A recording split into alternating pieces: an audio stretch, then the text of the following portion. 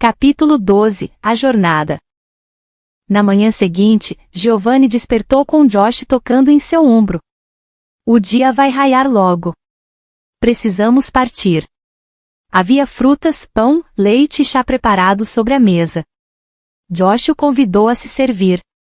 Preciso avisar a Eliel que irei à montanha, comentou Giovanni enquanto se servia de uma xícara de achocolatado quente. O interessante era que aquele leite tinha um sabor igual ao que sua avó preparava para ele quando criança. Josh o tranquilizou. Não se preocupe. Otávio vai avisá-los para aguardar nosso retorno. Quando deixaram a cidadela, já amanhecia. Eles seguiram por um curto período de tempo ao lado do desfiladeiro e então adentraram uma estrada ladeada por uma relva verdejante. Giovanni caminhava com cautela. A última coisa que queria era encontrar os guardas de Júlio. Josh percebeu que ele estava com medo. Fique tranquilo, Giovanni. Os homens de Júlio ainda não alcançaram essa região. É um lugar de difícil acesso em virtude do desfiladeiro. Hoje podemos caminhar tranquilos. As palavras de Josh acalmaram o coração de Giovanni. Ele permitiu-se observar a paisagem enquanto caminhavam. O vale era lindo. Giovanni respirou com vontade o ar puro. Era incrível que, em meio a todo aquele caos, seu coração se sentisse em paz. Aquela é a montanha de que te falei. Josh apontou na direção em que a montanha estava. Era possível ver seu cume quase tocando as nuvens. Para Giovanni, ela parecia estar bem mais longe do que 3 dias de viagem. Mas isso não o preocupou. Josh, você disse ontem que morou durante algum tempo em meu mundo. Sim. Morei. Giovanni ficou curioso. Você havia desistido de morar em Natália? Josh respondeu. Quando morei em seu mundo, eu estava em uma missão especial, se podemos assim dizer. E faz muito, muito tempo. Meu pai havia me enviado. Se importa se eu perguntar o tipo de missão? Giovanni estava curioso. Era uma missão de resgate. Entenda. Meu pai ama seus filhos de uma forma inexplicável. E alguém os estava mantendo reféns. Era necessário pagar um alto preço para libertar meus irmãos. Então o pai me enviou para saldar a dívida. Giovanni ficou surpreso. Josh, você não teve medo? Josh parou, olhou nos olhos de Giovanni para responder. O processo foi doloroso. Mas não havia outra forma. No fim, eu consegui salvar meus irmãos. Digamos que o nosso inimigo não sabia com quem estava se metendo. Josh sorriu para Giovanni. Achei que você não fosse um homem de guerra, Josh. Josh respondeu. Não no sentido que você imagina. As batalhas que travo estão no campo espiritual, Giovanni. Você certamente conhece a história da origem do mundo, quando Adão e Eva foram expulsos do paraíso. Sim. Já ouvi essa história. Enquanto caminhavam, Josh falou das escrituras para Giovanni. Explicou sobre toda a história do povo de Deus, desde Abraão, a saída do Egito, o exílio na Babilônia e as profecias de Isaías e Daniel. Giovanni o ouviu atentamente. As palavras de Josh tocavam o mais profundo de seu coração. Josh continuou. Paulo deixou registrado em uma de suas cartas que a luta que é travada não é contra homens de carne. Veja o que você está vivendo. Não é apenas Júlio que está tentando invadir Natália, Giovanni. Essa é uma batalha que está sendo travada no campo espiritual. E essa é a parte do combate que compete ao rei de Natália. Não é que o rei deste povo não está lutando, Giovanni. Ele sabe qual é o seu verdadeiro inimigo. Está dizendo que há uma batalha espiritual, invisível, acontecendo em torno de Natália? Questionou Giovanni. Josh olhou para o céu. Acho que vou precisar de tempo para responder à sua pergunta. É mais de meio-dia. O que acha de pararmos para almoçar? Só então Giovanni percebeu quanto estava faminto e sedento. Eles haviam caminhado toda a manhã conversando. E o assunto estava tão interessante que Giovanni até perdeu a noção do tempo. Eles se sentaram na relva para comer as frutas e os pães que haviam trazido a tiracolo. Respondendo à sua pergunta, Giovanni. Sim. Há uma batalha espiritual acontecendo agora. A vida na Terra é muito breve. As pessoas focam sua atenção, muitas vezes, no que é supérfluo, carnal. E não percebem a vida no espírito. Todo ser humano é formado de carne e espírito. O espírito precisa ser alimentado. Ele necessita de uma conexão com Deus. Você não pode ver, mas, neste instante, há uma grande batalha espiritual sendo travada ao redor de Natália por sua causa. Por minha causa. Espantou-se Giovanni. Deus te ama, Giovanni. Deus tem procurado por você há muito tempo. Ele não quer que ninguém pereça, mas que encontre o caminho de volta para ele. Os olhos de Giovanni se encheram de lágrimas. Deus realmente se importa comigo? Muito mais do que você possa imaginar. Josh levantou-se. Vou buscar água na nascente. Giovanni ficou em silêncio, refletindo sobre o que havia ouvido. Josh logo retornou com água fresca, da qual Giovanni bebeu avidamente. Uma vez que as forças estavam restabelecidas, retomaram a jornada. Mas não foi cansativo. À tarde, Josh deixou de lado as questões teológicas e manteve uma conversa com temas mais amenos com Giovanni. O descampado havia terminado, e eles precisaram cruzar um trecho da floresta. Josh convidou Giovanni a observar as espécies de plantas do bosque. Ele conhecia todas e sabia para que serviam. Mas no fim da tarde, Josh fez perguntas a Giovanni. Algumas eram fáceis de responder, como aquilo de que ele mais gostava em seu mundo, como era sua rotina. Sobre outras, Giovanni tinha que pensar mais.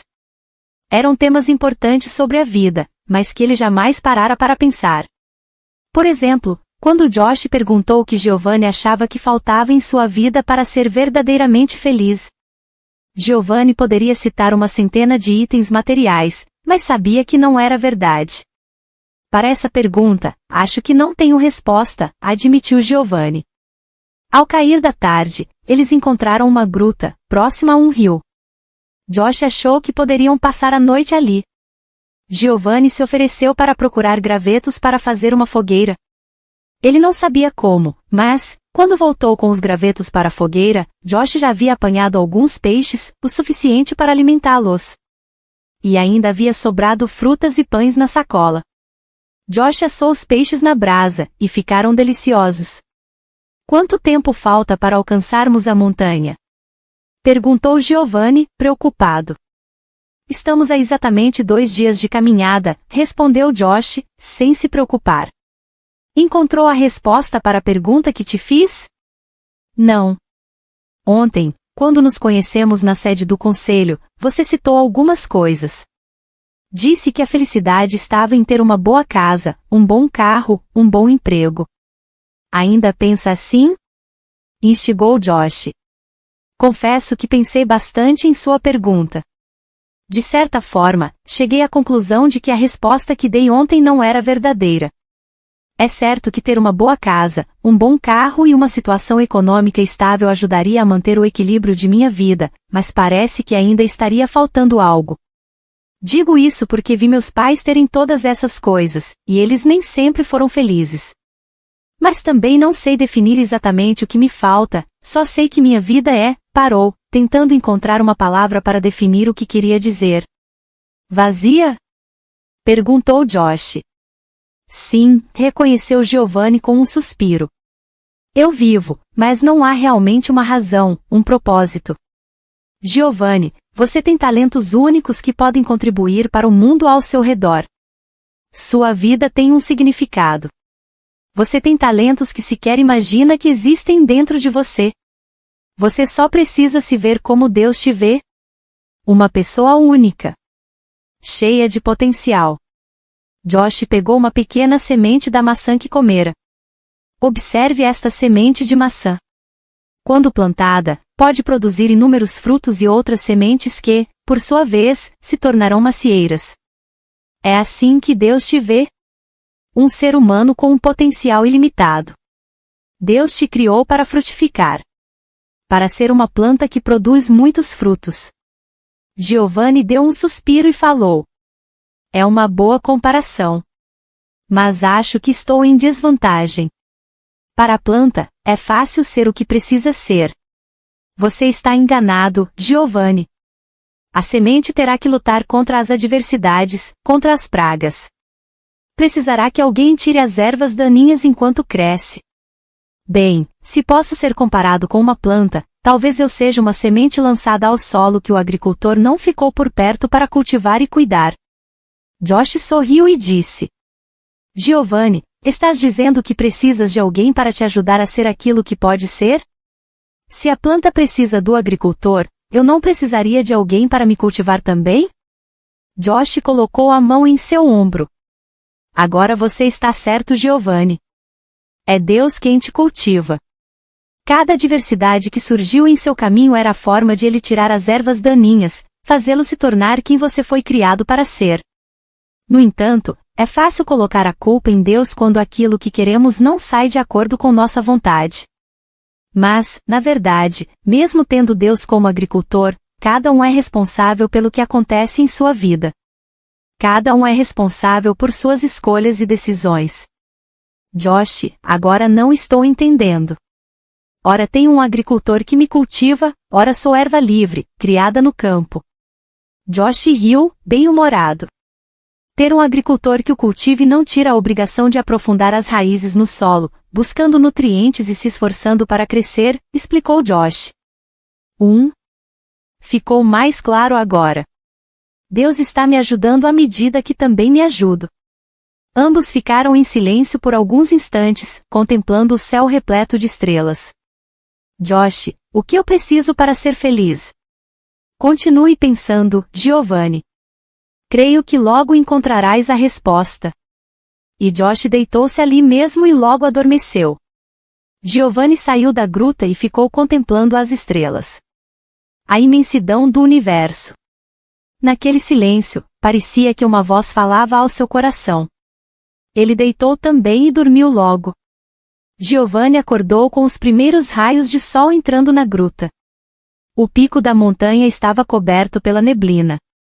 Era impossível distingui-lo. Mas, ainda assim, eles sabiam a direção a seguir. Comeram as sobras do jantar da noite anterior e se puseram a caminhar. Em 2 momentos, precisaram se esconder entre os arbustos, para não serem vistos pelas tropas que faziam rondas. Na terceira vez, foi diferente. Eles tinham andado alguns passos quando ouviram um ruído que mais parecia um lamento. Aproximaram-se com cautela. Um dos guardas de Júlio estava caído à beira da estrada. Encontrava-se bastante ferido. Talvez tivesse sofrido uma queda do cavalo ou algo do tipo. Josh verificou as condições do homem. Ele vai ficar bem. Vamos colocá-lo sob aquela sombra. Eu? Perguntou Giovanni, revoltado. Aquele sujeito tinha vindo ali para causar mal ao povo de Natália. Se estivesse em ótimo estado e os visse, sabe Deus o que faria. Giovanni? Me ajude a colocá-lo debaixo da sombra. Eu não consigo fazer isso. Ele é um dos nossos inimigos. Ótimo. Mesmo sendo seu inimigo, isso não te impede de demonstrar um pouco de amor. Giovanni viu que não teria jeito e decidiu ajudar Josh. Assim que conseguiram colocá-lo sob a sombra, ouviram um barulho. Os soldados estavam a caminho. Vamos, Josh. Chamou Giovanni, correndo em direção aos arbustos que ladeavam a estrada. Josh deixou o homem, mas não foi rápido o suficiente. Os guardas os avistaram. Num segundo, lançaram-se no encalço dos dois. Como os guardas estavam a cavalo, levaram vantagem. Estranho. Era impressão de Giovanni ou o homem ferido havia levantado e corria também? Ele deveria estar imaginando coisas. Só um milagre para fazer um homem ferido andar naquela rapidez. Giovanni e Josh se embrenharam no meio dos arbustos. Felizmente, encontraram uma trilha estreita entre as árvores que fez com que seus inimigos desmontassem e os seguissem a pé. Demonstre amor aos seus inimigos, Giovanni.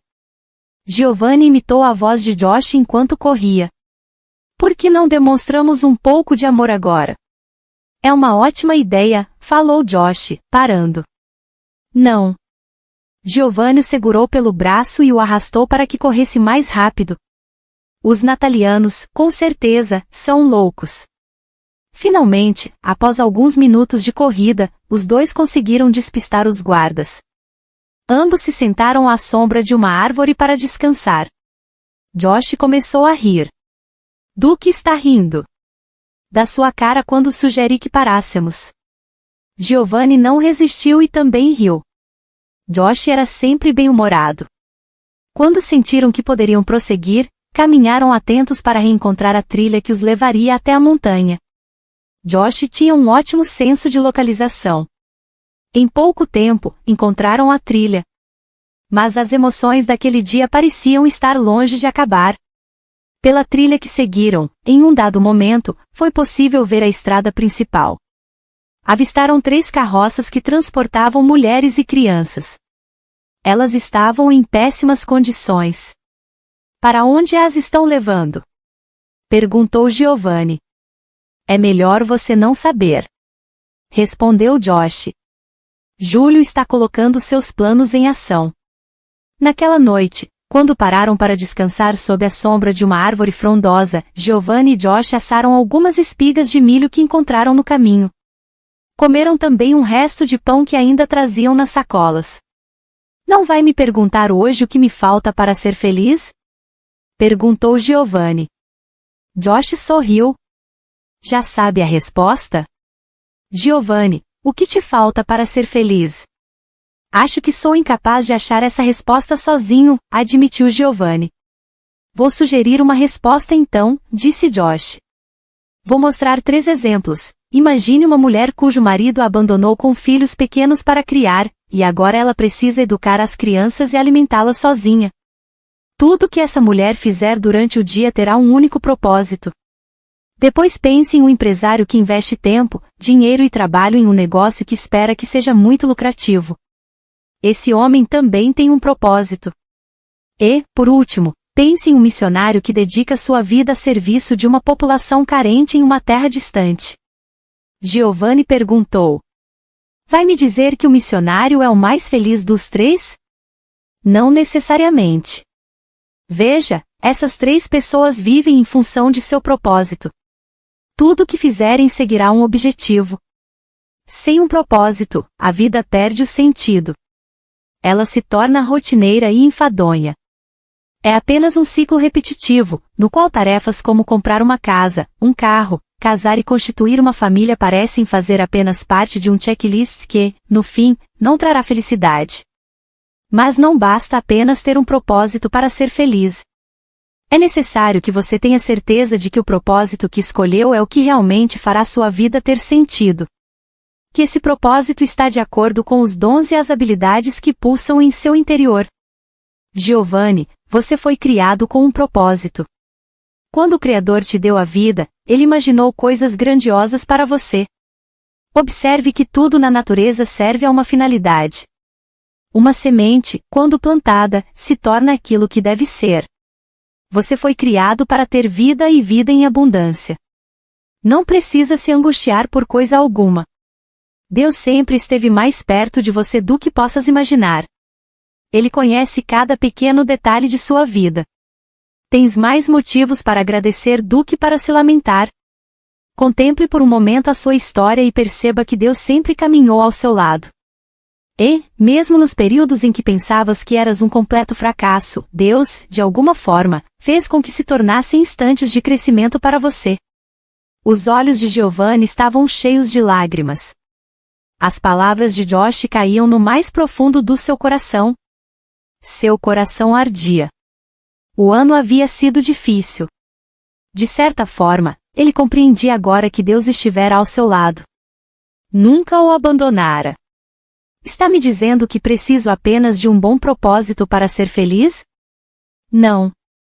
E aqui está o segredo da felicidade. Estou dizendo que, no centro do teu propósito, deve estar Deus. Busque em primeiro lugar o reino de Deus, e tudo mais lhe será acrescentado. Naquela noite, Giovanni dormiu com a sensação de que algo estava mudando em seu interior. Algo que talvez fosse grande o suficiente para fazê-lo perceber que sua vida nunca mais seria a mesma.